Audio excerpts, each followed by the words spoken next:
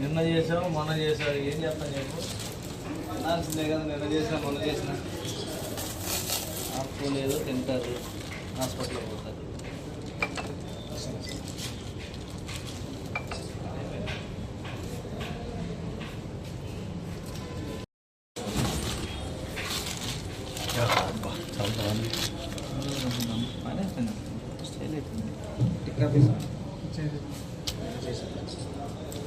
నిన్న చేసావు మొన్న చేసావు ఏం చెప్తాను చెప్పు అనాల్సిందే కదా. నిన్న చేసినా మొన్న చేసిన ఆపుకోలేదు, తింటారు, హాస్పిటల్కి పోతారు.